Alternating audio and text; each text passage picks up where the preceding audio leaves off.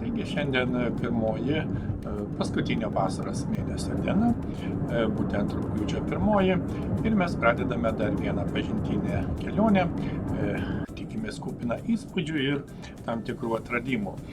Šįkart keliaujame į Pagramančio regioninį parką, kur mūsų laukia vizitas į lankytojų centrą, vietą, kur galima susipažinti su parko gamtinėmis ir kultūrinėmis vertybėmis.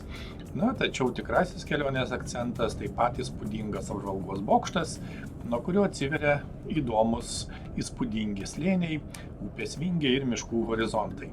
Vasara dar tęsiasi ir ši diena puikia proga sustoti, pažvelgti į gamtą iš aukščiau ir pasisemti naujų įspūdžių.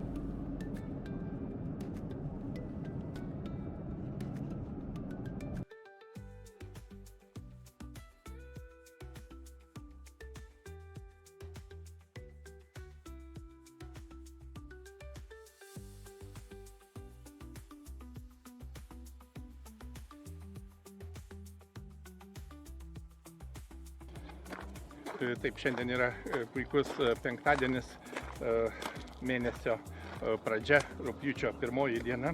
Mes lankomės Pagramančio regioninėme parke ir čia yra lankytojų centras. Ir Pagramančio būtent regioninio parko lankytojų centras, taip pat prie centro yra itin įdomus apžvalgos bokštas. Ir apskritai regioninis parkas yra gausus įvairių lankytinų objektų, pažintinių takų, dviračių maršrutų, taip pat maršrutai važiuojant automobiliu, ir daugybė kitų įdomių lankytinų gamtinių, istorinių, archeologinių ir kitokių vietų. Ir žinoma, pats Pagramančio miestelis.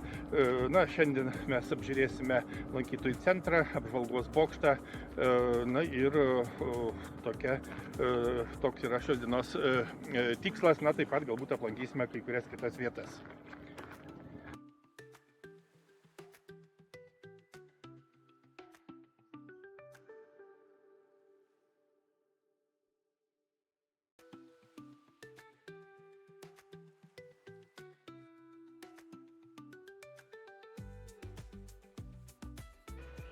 Užeiname į lankytojų centrą, žinoma, įsigijame ir bilietą, juk reikia remti gamtos apsaugą. Reikia pasakyti, kad centras yra Malūno gatvėje, Ringių kaime, Tauragės rajone, šalia Akmenos ir Jūros upių santakos. Kaip tik šiuo metu čia veikia Eugenijaus Kavaliausko makrofotografijų paroda Vabalai.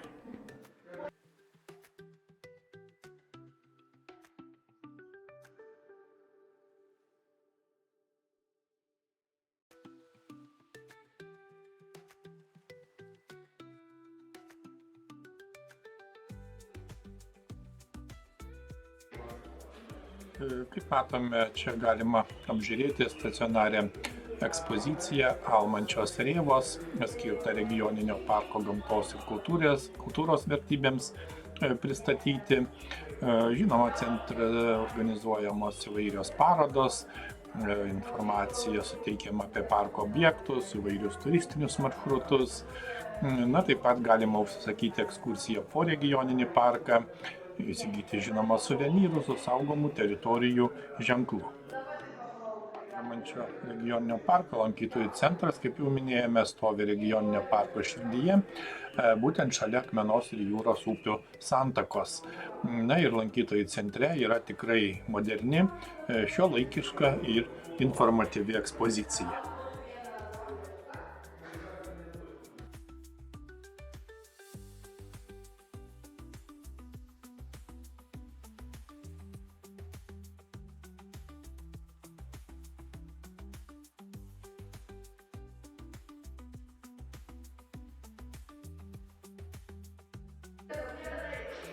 Regioninis parkas išties išskirtinis, itin vertingas miškingų akmenos ir jūros upių, slėnių kraštovaizdis.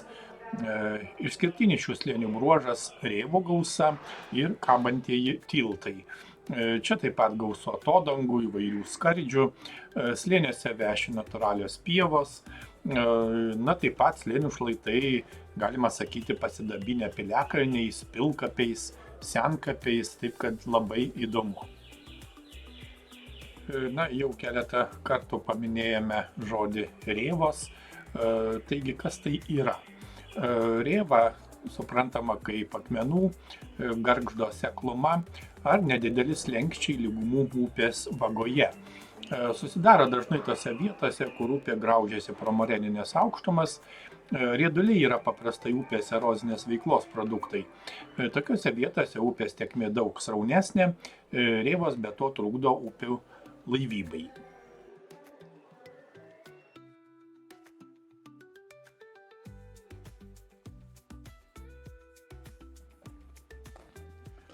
Pagramančio regioniniam parkui yra būdinga vidutinio dydžio upių slėninių, erozinių bei hidrologinių procesų sukurta morfologinė struktūra su prie jos prisišliejusiais pelkėtų miškų masyvais. Stačių erozinių jūros bei akmenos upių kilpų šlaitų raiškumas padidintas vėliau įrengtų gynybinių piliakalnių. Tai raiškia kraštovaizdžio struktūrą turintis regioninis parkas. Aplinka, kaip matome, tikrai yra puikiai sutvarkyta, prižiūrima. Teritorijoje taip pat gausu informacinių stendų.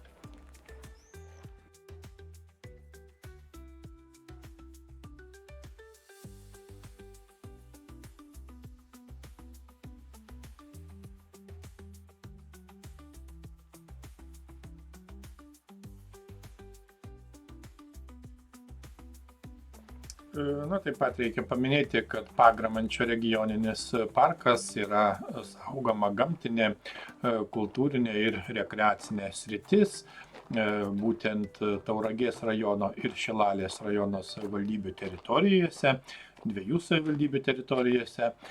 Plotas yra daugiau negu 13 000 hektarų. Yra saugoma akmenos ir jūros santakos slėnių ir miškų kraštovaizdis, taip pat plynosios pelkė, jų gamtinė ekosistema ir žinoma kultūros paveldo vertybės. Taip pat pravartu paminėti, kad šiame regioniniame parke yra 5 draustiniai, būtent akmenos, jūros, Tyrelių kraštovaizdžio, plynosios talmologinis ir Lilavos hidrografinis.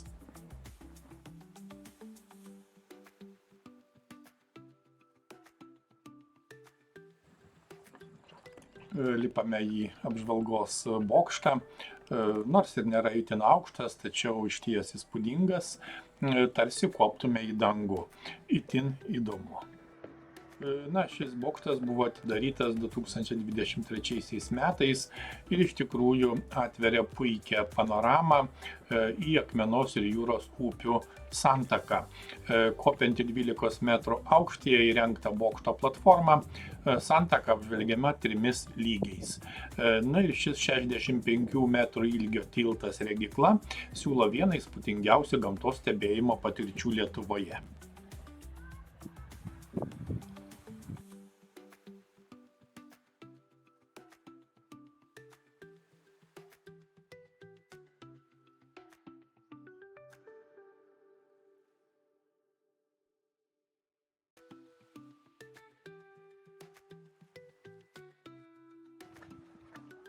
Tikrai įdomu, nes dabar upių santaką galima apžiūrėti iš kelių perspektyvų, tiek nuo kranto, tiek nuo apie 65 metrų ilgio pėsčiųjų tilto, einančio lygiagrečiai skardžio viršui, taip pat nuo apžvalgos bokšto, kaip jau matėme. Ir bokštas yra 12 metrų aukštyje, o nuo aikštelės atsiveria išties nuostabus vaizdas į upes ir jas supančias miškus.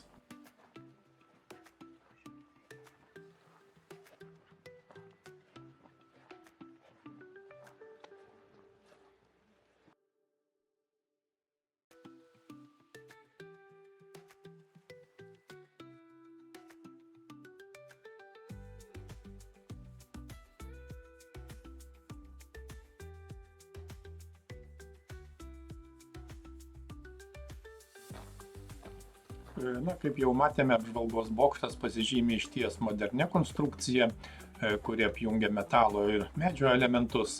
Bokštas yra 12 metrų aukščio ir išsiskiria tvirta šiuolaikiška architektūra, leidžiančia saugiai mėgautis panorama iš viršaus. Konstrukcija užtikrina patogų priėjimą ir saugumą lankytojams.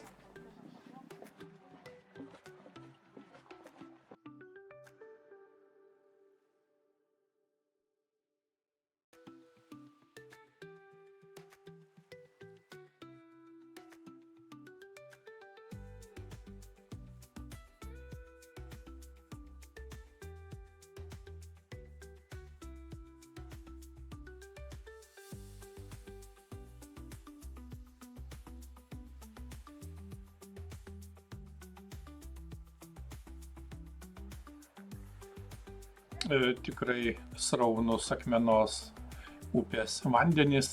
Akmena tai upė, kairysis jūros intakas, tekantis Kelmės, Šilalės ir Tauragės rajonų teritorijomis.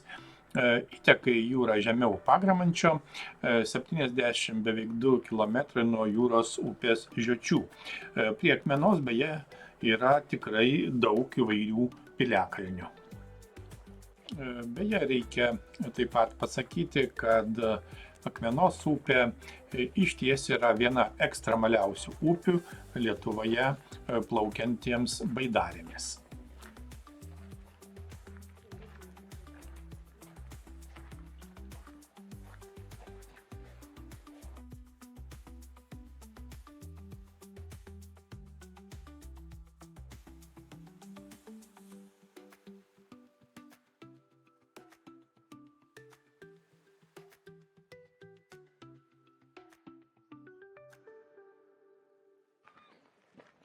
Pravartu priminti, kad nereikėtų painioti dviejų to paties pavadinimo upių.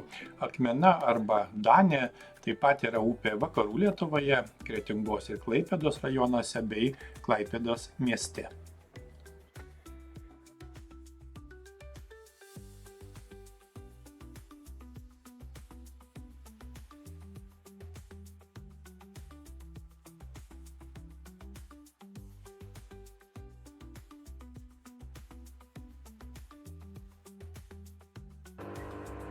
Po išties įspūdingo pasivaikščiojimo pats metas išgerti skanios kavos.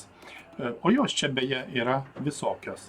Taigi užsisakome puodelį skanios kavos.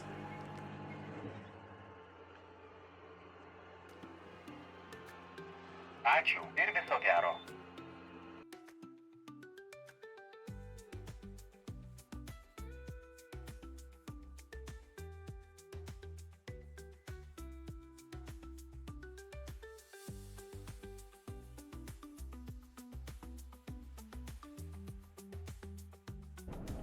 Pagramančio regioninio parko lankytojų centras išties modernus informacijos, pažintinių veiklų ir edukacijos objektas, o greta jo įrengtas išskirtinis gamtos stebėjimo bokštas leidžia pažinti ypatingą Lietuvos kraštovaizdį.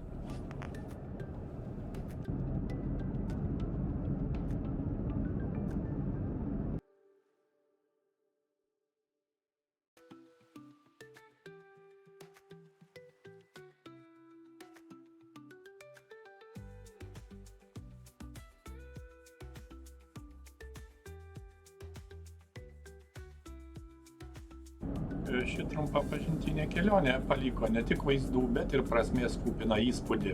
Tai vieta, kur gimtojo krašto pažinimas tampa gyva patirtimi, tarp interaktyvių ekspozicijų, upių santakos vaizdų ir pasakojimo apie gamtą bei žmogų. Ši išvyka išties visapusiškas praturtėjimas žiniomis apie Lietuvos kraštovaizdį, ekologiją, kultūrą ir istoriją. Kartu tai ir priminimas, kiek daug vertybių slypi visai šalia.